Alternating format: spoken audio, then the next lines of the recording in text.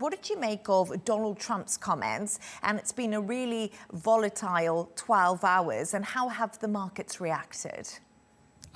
Actually, against all the expectations, because the risk of the oil market remain uncertain. Okay, but then after like a bit increase in the price, the price pulled back to like a level between we're talking about trading crude Brent between in the range of 76 to 78.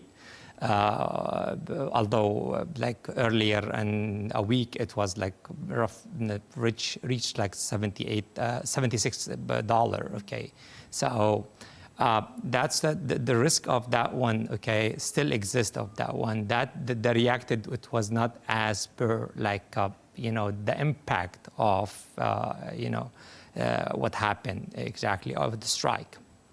In addition to that, the fear, okay, mainly if we're looking at that, the fear of, closing right now, if we're looking at that, because the closing the Strait Hormuz, okay, that's a really big fear for most countries, and specifically trader and investor all around the world, because you're talking right now about almost 20% of the total oil traded, traded around the world, so globally.